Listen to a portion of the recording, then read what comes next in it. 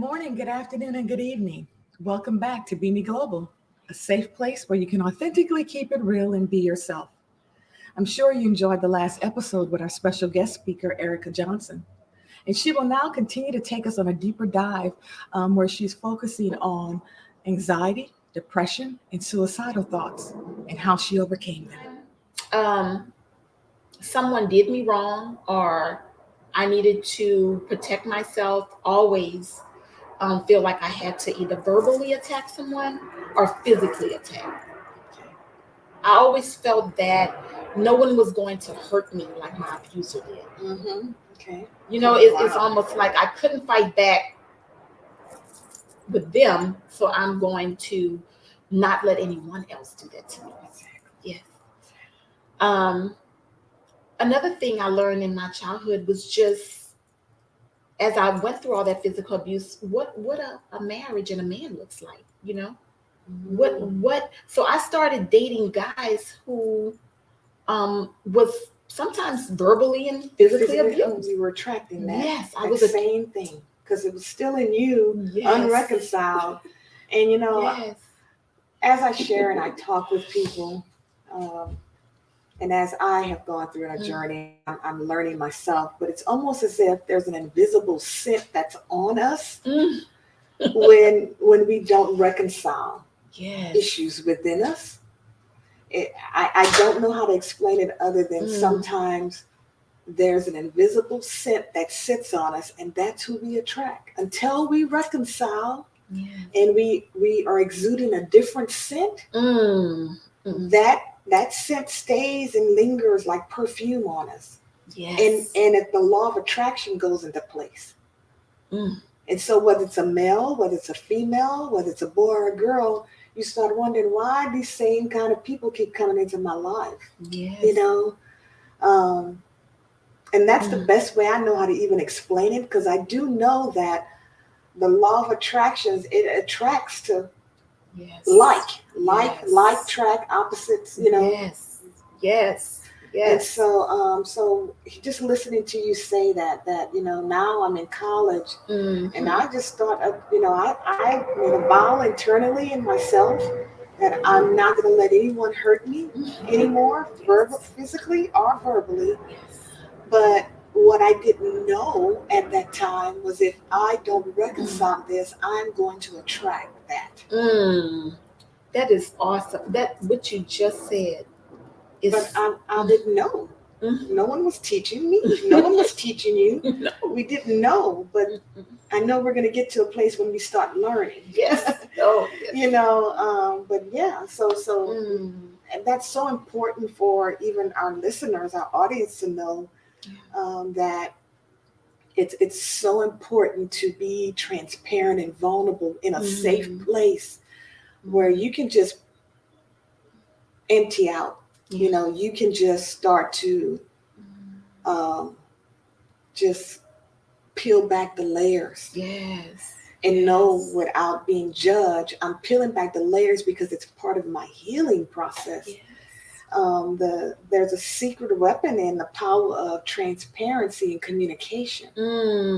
If someone is willing to take the time to listen, or if someone that was once hurt, that used to hurt, and someone that was once broken, that used to break, and now someone that has gotten free and now freeing. We are the picture of that.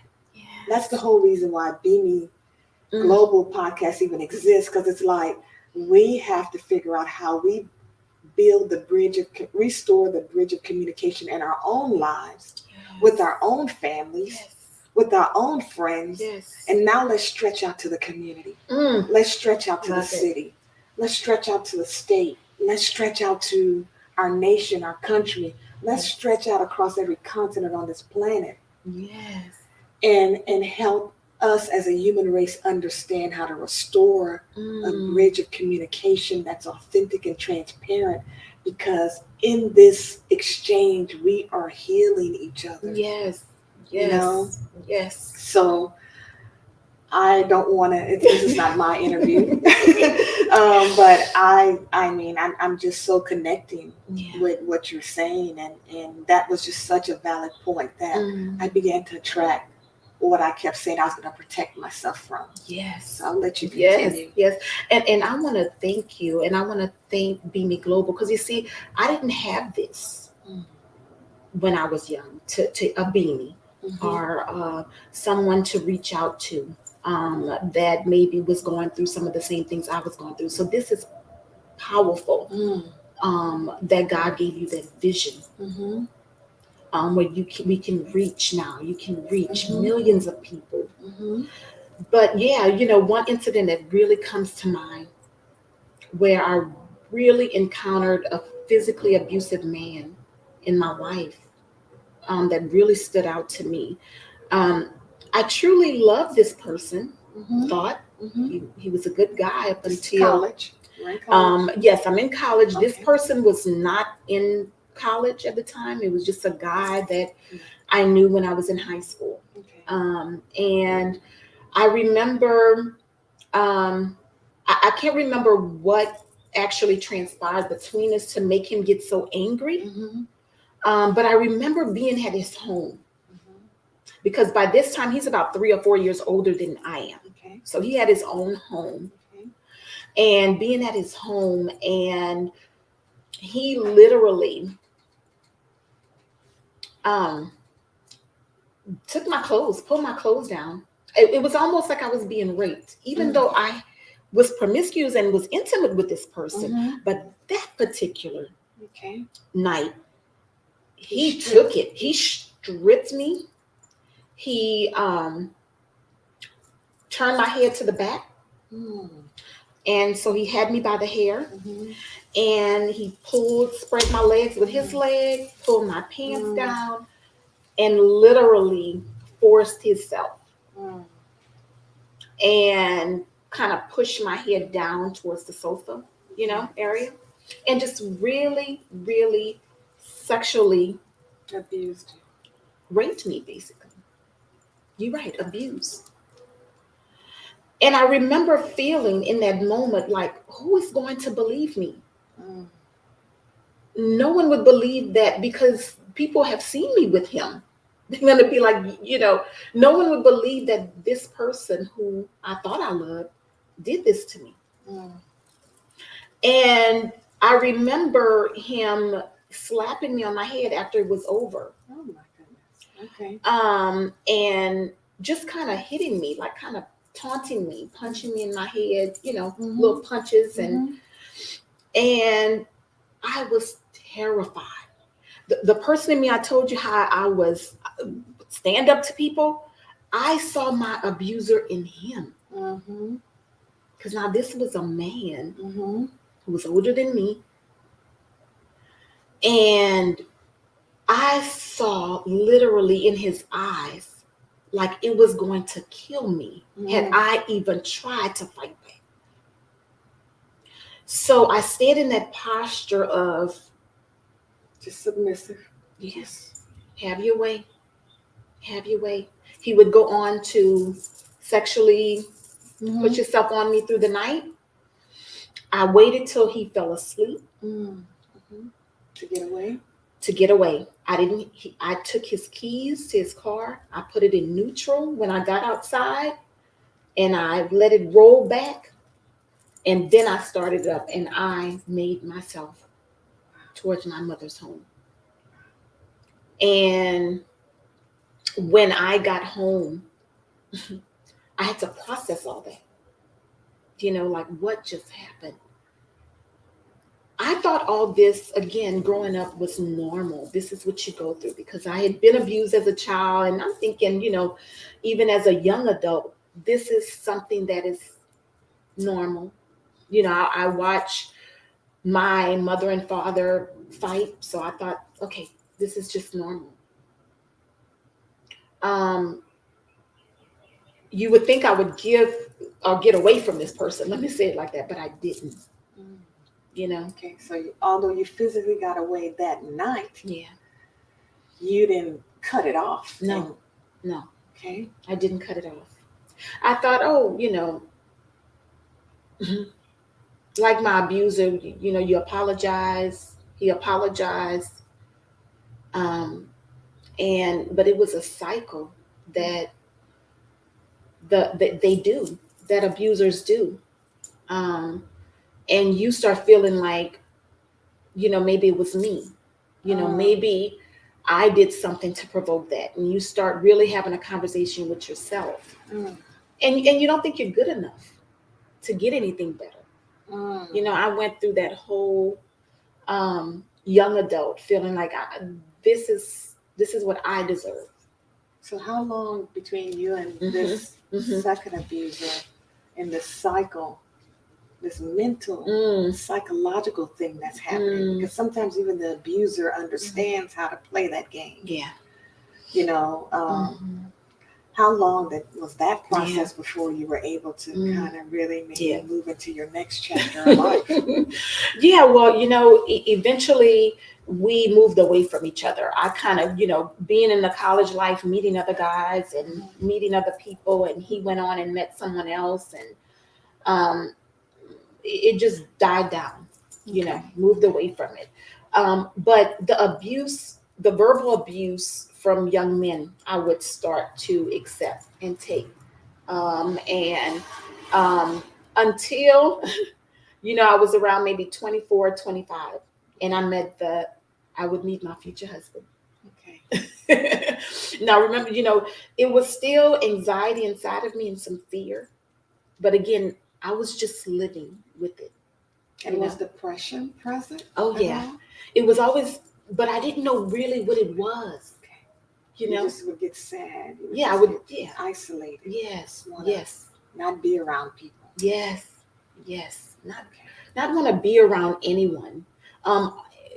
Almost feeling, and then sometimes I would want to be around people, but I always had this thing inside of me, like, something's wrong with you. Like you're not, you're not like these people. I don't know why. I just always felt like everyone was better than I was. I was. They really knew the truth about my life. No one would want to be bothered with me. Just feeling that was your self-talk. This is how you talk to yourself. Yes. And so I fed the anxiety. I fed the depression. I fed all that, not knowing really what it was, but still. So I would meet my future husband around 24, 25. And that was a good time, a good part of my life, that I really remember.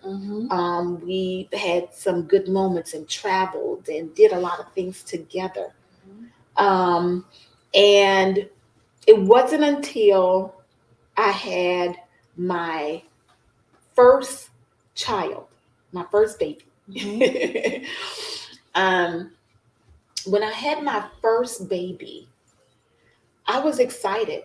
I wasn't married yet, so we had a baby out of wedlock.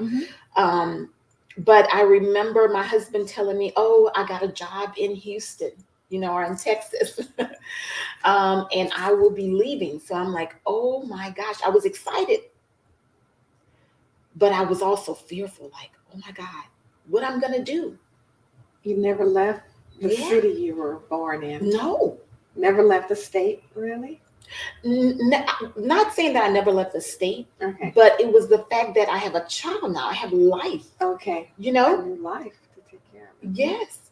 So when he left after the baby was born, he said, "Listen, I'm going to go establish a place for us. I'm going to, but still that lack of trust. That's, again, what happened in my childhood from all the molestation and the physical and verbal abuse. It gave me a distrust. And so even though he was saying all those words, what he was going to do, I didn't trust that this was actually going to happen. And even though you were having a good time with him, you liked him, still the layers that existed before he ever even showed up was still creating that mistrust. I'm not sure. I'm not sure. Okay. And so after I had the baby, I had to go back to the home where all the physical abuse and verbal abuse started. So you got to back us up a little bit. Yeah, it seems like there's a piece of detail we're not hearing, because we know that you got pregnant. Mm-hmm. You were still home. We know that your boyfriend, who's now your husband, Mm-hmm. got a job, a great opportunity, and was moving to Houston to go prepare the way for y'all life together. Yes. So while he's preparing the way, I just want to make sure I'm hearing it right. You had to find temporary living quarters, which happens to be the home again? Because at the time I got pregnant, I was living with my boyfriend, my future husband. So him and I had an apartment. Okay. Or I was actually living with him and another roommate, and I were all living together. Okay. When I got pregnant. So now that he's leaving to, go to another state, I have to go back to my parents' home, where a lot of the abuse and the verbal abuse and physical abuse started. And that's not it wasn't a plan. You wasn't thinking that my life had to turn back and go there. So what's happening inside of you? What's happening? A lot of fear, because I'm seeing this beautiful child, but I don't want to bring him back to a place where I grew up. I didn't ever want that for my child, because you have these expectations, and you have these, you look back and say, well, when I have children, I'm this, I want to do, you have all these dreams and hopes. And then I'm saying, oh my God, I got to go back to my childhood home and stay there, and didn't know how long I was going to have to be there. Okay. So I went back with my baby. Okay. And lived with my parents, and it started anxiety. Okay. This anxiety attack started happening because in my parents' home, I felt like I was inadequate. Nothing I could do what was right for the baby. It was almost like the verbal abuse continued, but I felt from my parents like they felt like I didn't know what I was doing with the child. Okay. So they basically took the child upon themselves, and so I felt inadequate as a mother, and having to listen to my parents argue, because that was still happening. Okay. The arguments, and again, wanting to run, but I got this baby here. I can't run.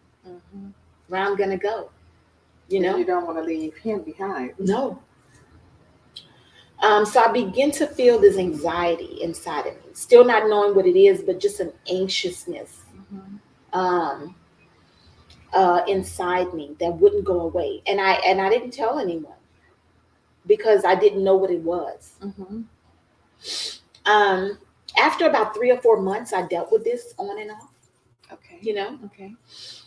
It would come, it would stay, it would come, it, would leave. It would come.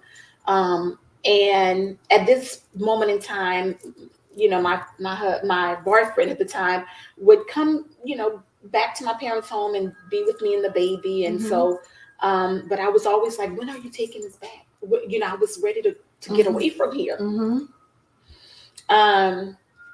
And I remember the day he was like, listen, I found us a place to stay in Texas.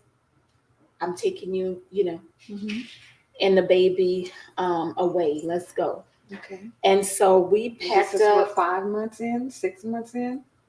This was about 4.5 months, which it seemed like forever. Because yeah, because when you're in a space where your mind is racing, you're being reminded of your past. Yes. And not just being reminded of your past, but part of your past may still be existing in your present.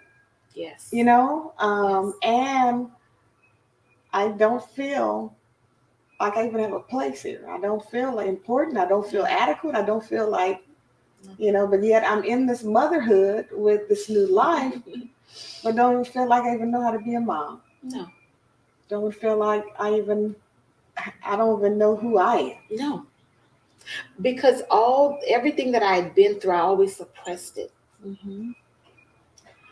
And looking back on it, I think that with the anxiety, it was starting to express itself. It was starting to come out, Okay. because I hadn't told anyone. I'd always suppressed it. Now, when you say it was starting to come out, was it just through physical ails, or were you starting to become verbal? It was physical ails. It was heart racing, sweating. I knew I'd felt something like that in high school when I went through that incident I was telling you about, with, my brother hitting our abuser over the head.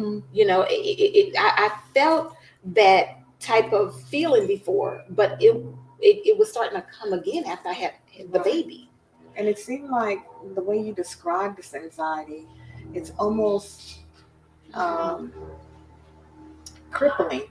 It's almost kind of like it cripples your ability to see, to hear, to move. Yes. Is that okay? Because I don't know, so I don't want to misspeak. Well, I'm thank you for bringing that out. I'm gonna definitely get to that, because it wouldn't become full grown, I like to call it, until after I moved to a different state. Okay. Now I'm on my own. So you've with my boyfriend, and having to go through that. Now you don't have the support of anybody watching the baby. No. Now it's you, soon to be husband, and the new baby.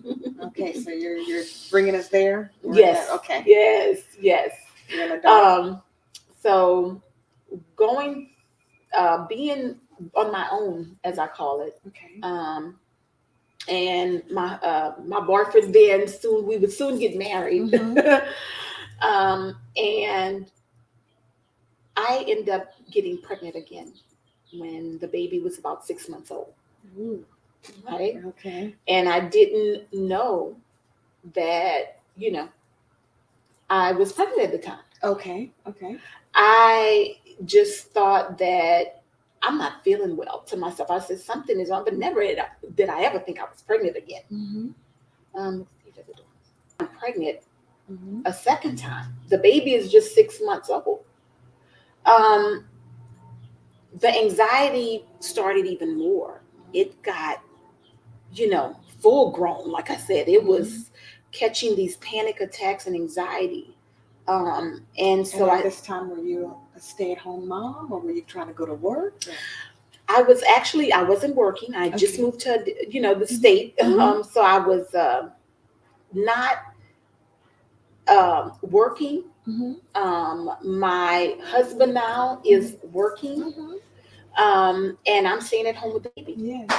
But I'm having all these feelings of anxiousness, fear, anxiety. I'm in a new state, no friends, no family. And no one knows. No one knows. You're not even telling your boyfriend? No. Okay. Not even saying a word.